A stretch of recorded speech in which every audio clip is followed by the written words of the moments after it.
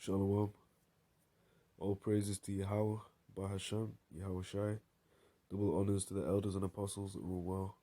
Peace to the elect house of David. The moon is the mark of the feast.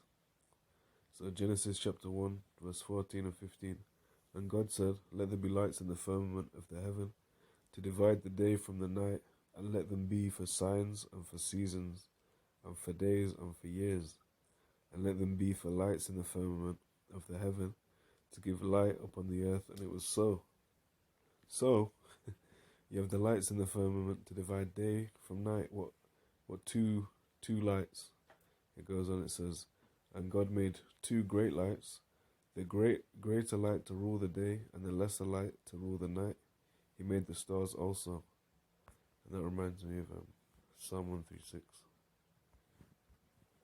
Psalm 136 and 7 says, To him that made great lights, for his mercy endureth forever. The sun to rule by day, for his mercy endureth forever. The moon and stars to rule by night, for his mercy endureth forever. Amen. Now you have the moon, which is the sign of feasts, or the mark of the feast. The Scorpio. So Sirach chapter 43, and we'll start at 4. A man blowing a furnace is in works of heat, but the sun burneth the fountain 3 times more, breathing out fiery vapours, and sending forth bright beams. It dimmeth the eyes. Great is the Lord, Yahawah, bahasham, Yahawashi, that made it, and at his commandment runneth hastily. He made the moon also to serve in her season, for a declaration of times, and a sign of the world. From the moon is the sign of feasts, a light that decreaseth in her perfection. Because you even have, we'll keep reading. The month is called after a name, increasing wonderfully in her changing, being an instrument of the armies above, shining in the firmament of heaven. The beauty of heaven, the glory of the stars, an ornament giving light in the highest places of the Lord, Yahawah, bahasham, Yahawashi. We'll hold on this one, 7. When you say the month is called after a name, that's what you get in the English, moon, month. That's in the English. You also have in the Hebrew the word chadash. It means new moon, or it means new, but it also just means new moon. Like you have Psalm 51 and 20. Not 20, there isn't a 20. 51 and 10. I doubled it by accident. Psalm 51 and 10. Create in me a clean heart, O God, and renew a right spirit within me. So you've got that word renew, if I'm not mistaken, is chadash, which is the same word for moon.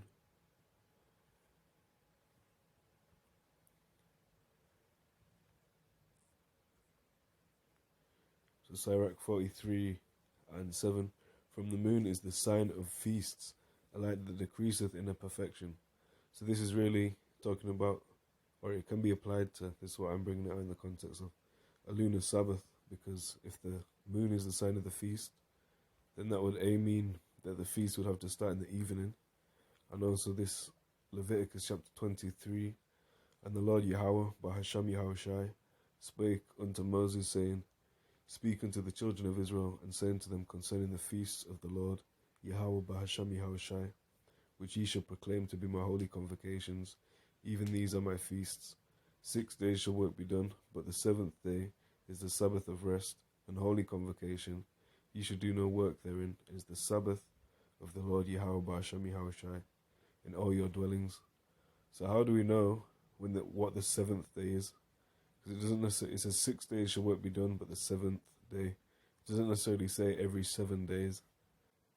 So you know when the 7th day was by what was given to us. Genesis 1 and 14. It says, And God said, Let there be lights in the firmament of the heaven to divide the day from the night. Let them be for signs and for seasons and for days and years. And let them be for lights in the firmament of heaven to give light upon the earth. And it was so. So how would we, without a Roman calendar, how would we discern what number day it was, without having to put our trust into an external source? How would we then know? Especially when it's told us the moon's the sign of the feast, and it was given for seasons, for days, for years. You also have Daniel chapter 7, verse 25. It says, talking about that 11th horn, and it says, and he shall speak great words against the Most High, and shall wear out the saints of the Most High, and think to change times and laws, and they shall be given into his hand until the time and times and the dividing of time. So when the times and laws were changed, even in this the first beast in the context of Revelation 13, that's where you get the term Gregorian calendar. Goes back to Pope Gregory, if I'm not mistaken. And you also had the Julian calendar, going back to that same rulership. Revelation 13, and I stood upon the sand of the sea and saw a beast rise up out of the sea, having 7 heads and 10 horns, and upon his horns 10 crowns, and upon his heads the name of blasphemy. And it talks about that then in verse 11. It says, and I beheld another beast coming up out of the earth, and he had 2 horns like a lamb, and he spake as a dragon. But it talks about that in Daniel 2, Daniel 7. But in Daniel 7 it's talking about the second beast, which you would say is Babylon the Great, the United States. It says, speak great words against the Most High, wear out the saints, and think to change times and laws, and they shall be given into his hand. So, is the saints, or the times and laws?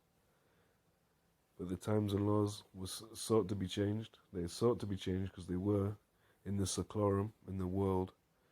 But truly, they can never be changed.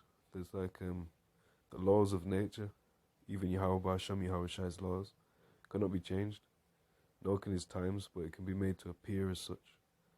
So, Lord willing, that was edifying. I pray that was edifying. On to the next one, Lord willing. All praise to Yahawah, bahasham, Yahawashi.